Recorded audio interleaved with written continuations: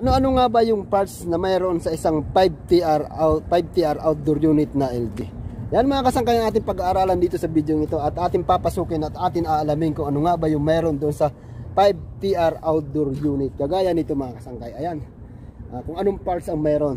Ayan mga kasangkay, bago po ang lahat, bago po natin puntahan yung video, ay babating ko muna kayo ng isang magandang umaga, magandang gabi kung saan man kayo sulok ng mundo. Ayan, kung bago ka lang din mga kasangkay, paki-subscribe naman yung aking channel, paki-like at paki-share na rin sa inyo mga kaibigan, at paki-hit na rin ng notification bell dyan sa baba para updated kayo dun sa ilalabas kong bagong videos about sa tutorial ng air conditioning.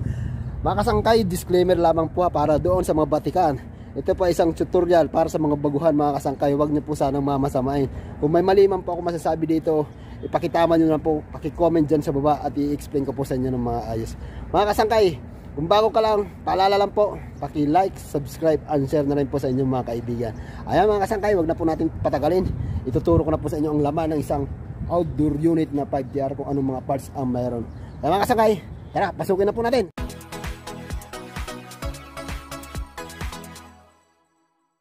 Ayan mga kasangkay, nandito po tayo sa isang outdoor unit ng LG 5TR. Ayan po. Ayan po yung unit niyan. Ayan mga kasangkay, binuksan ko na po yan para mabilis po tayo sa pagtuturo about doon sa mga parts na basic. Ayan mga kasangkay, paalala lang po doon ha, disclaimer lamang po para lamang to sa mga baguhan at nagpapamiliarize ng isang mga parts ng isang air conditioning.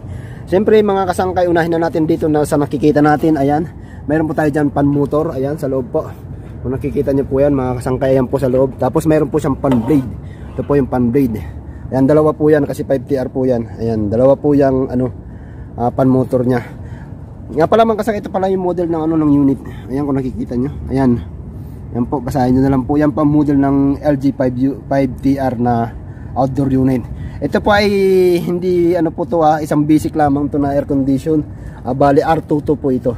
Ayan mga kasangkay, puntahan na po natin ang ang ating mga parts para malaman nyo kung anong mga basic parts lamang ng isang outdoor unit na 5TR.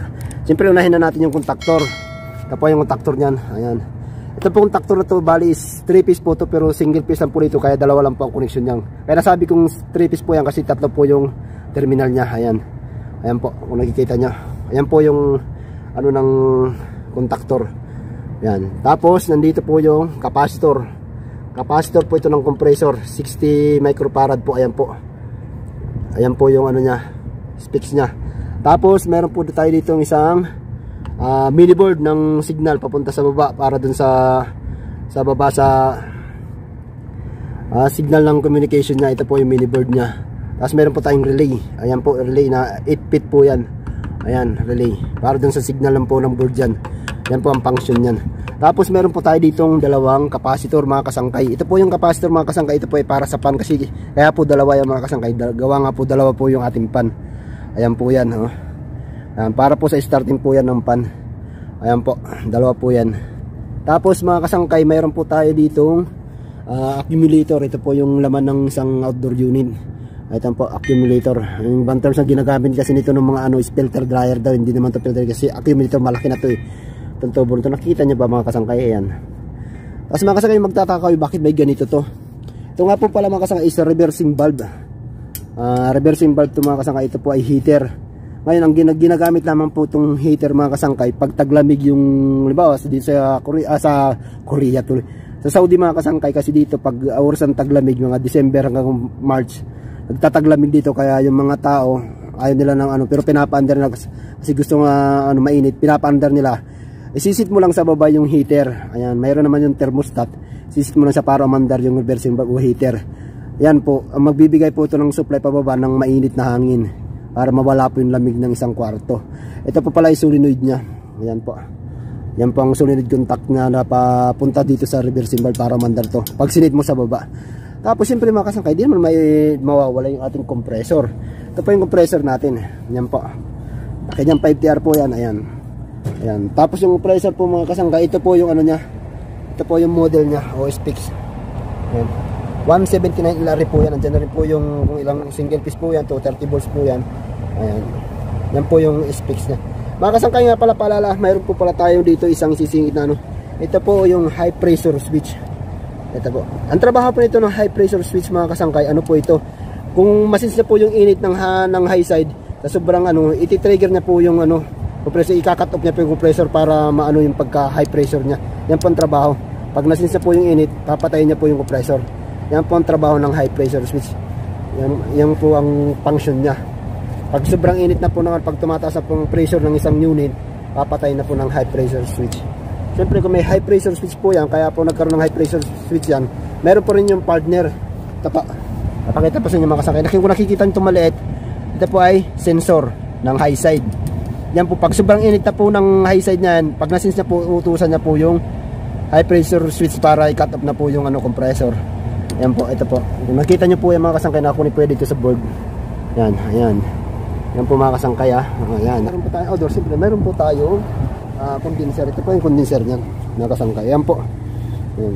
Yan po yung condenser niya po. Yung 5PR.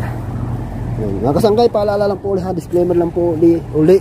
Para to sa mga baguhan na nagpapamiliarize ng mga parts ng isang aircon ha. Para malaman nila kung anong klase ng mga parts ang meron isang 5PR ang outdoor unit ng LG.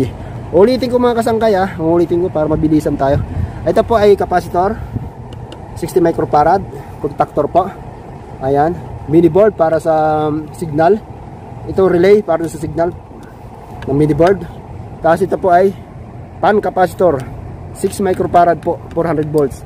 Tapos ito po ay reversing valve para dun sa heater, solenoid para dun sa contact ng ano ng reversing valve, accumulator, compressor. Ito po ang compressor. Ayan po ang compressor. Ito po ang high pressure switch. Ito po, high pressure switch. Ito naman po yung sensor ng high side. Ayan po. Ayan lamang po mga kasangkay. Napakasimpleng ano lang po ng mga parts ng isang 5PR. Ayan lamang po. Ayan lang mga kasangkay yung mga parts na ng basic lamang po. At paalala mga kasangkay, ito nga palang unit na to. Kaya binuksan ko at pinaano ko sa inyo, dinemo. Kasi itong unit na to, ano to eh, sira po yung compressor. Ito, stock up po. Ang nangyari po kasi, nung tinis namin, binuksan namin yung unit mga kasangkay.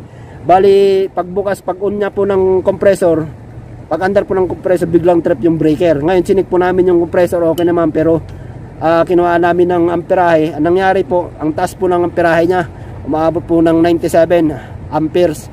Kaya, ayun po, biglang trip agad yung breaker. Kaya, inano na namin na stock up yung compressor. Pero sinik po namin yung mga ano nito, hindi naman po siya grounded. Kaya yun, napa-order na po ako mga kasangkay ng isang compressor po, hindi pa dumarating kasi gawa nga nang dito, taglamig pa. Pero ang alam ko ngayon darating na linggo mga kasangkay, darating isang compressor na pamalit nito na 179 LRE. Yan po. Kaya mga kasangkay, pag nag-replace kami, i-ano ko yung video para malaman nyo rin kung paano mag-replace ng isang 5TR. At meron pong technique po doon na ipapakita ko sa inyo kung paano mag-replace ng isang 5TR. Ayan. Yan lamang po mga kasangkay, napakasimpleng base, napakasimpleng ano lang po parts ng isang unit ng isang aircon. Ayan. Ayan po. Ayan kung nakikita nyo po. Ayan. Maraming salamat po mga kasangkay. Sana suportahan nyo po ang aking video. Kung bago ka lang po dito sa aking video mga kasangkay, paki-like naman, paki-share at paki-subscribe naman sa aking video. Ayan. Sa mga batikan po dyan, pakitulungan naman po ako ninyo mga kasangkayan. Wag po sana tayo mag-anuhan. Magtulungan po tayo mga ka-technician para masinso po tayo lahat at may bahagi po natin ang mga nalalaman natin sa mga baguhan na nag-aaral ng pagka-air conditioning. Ayan mga kasangkay, maraming salamat po. Sana suportahan niyo po ang aking video. Maraming salamat po.